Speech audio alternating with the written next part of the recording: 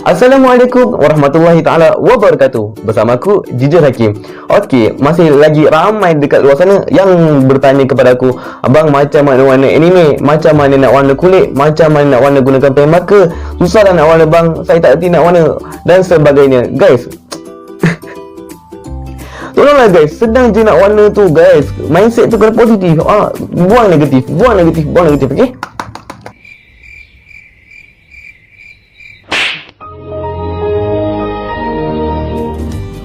Pada video kali ni, aku akan beritahu korang beberapa kesalahan yang ramai lagi orang dekat luar sana buat. Okey, korang nak lukisan korang lawa kan? Korang nak korang punya warna gempak kan? Korang tengok video aku ni sampai habis. Sebab apa? Sebab aku akan beritahu korang beberapa perkara dan peraturan yang perlu korang patuhi ketika mewarna menggunakan pen marker. Sebelum tu, kepada korang yang baru sampai ke channel YouTube aku ni, aku merayu kepada korang untuk sentiasa support aku dengan cara share, like, komen dan subscribe channel YouTube aku ni. Semoga dengannya ia akan memberi semangat untuk aku terus membuat konten-konten video yang akan datang. Okey, jom tengok apakah peraturan yang perlu korang patuhi. Let's go.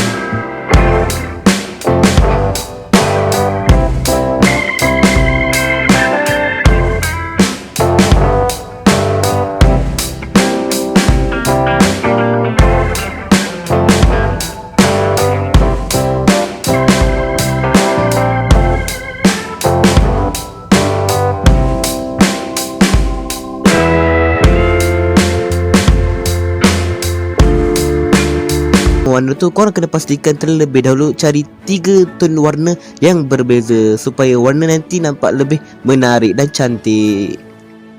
Ingat, sebelum nak warna tu korang kena try terlebih dahulu.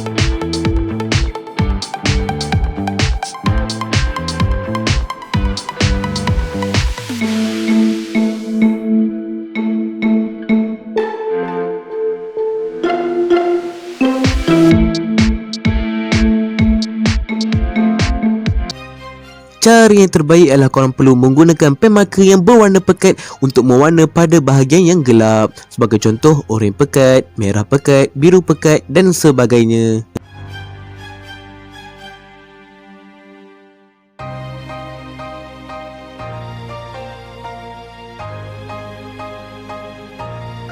Kesalahan yang seterusnya ialah korang mewarna terlalu lama pada bahagian yang sama, sehingga menyebabkan warna tersebut kembang dan terkeluar daripada lukisan korang.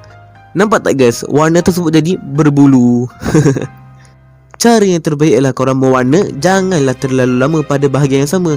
Warna sekejap je guys, supaya lukisan korang tu nampaklah menarik dan cantik gitu.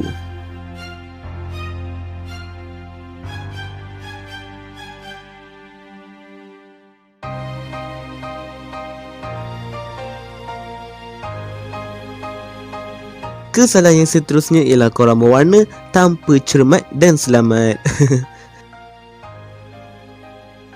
Cara yang terbaik ialah korang semasa mewarna, pastikan warna tersebut tidak terkeluar daripada garisan lukisan korang. Nampak tak guys? Ini cara orang mewarna tak cermat. Yang ini pula cara orang mewarna cermat dan kemas. Okey, ini kesalahan yang ramai orang buat. Korang mewarna dengan cara zigzag. Cara yang terbaik ialah korang perlu mewarna dengan mengikut gerakan O. Meh sini aku tunjuk contohnya. Ni cara korang mewarna dengan zigzag. Ramai orang buat cara ni. Boleh je nak buat, cuma aku tak sarankan lah.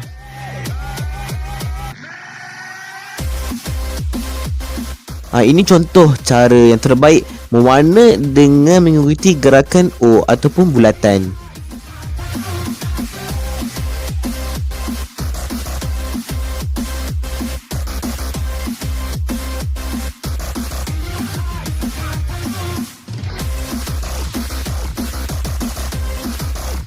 Dah siap. Senang je guys kan? Tak ada apa yang susah pun nak mewarna ni. So, aku harap video ni bermanfaat untuk korang semua, terutamanya ketika mewarna menggunakan pen marker.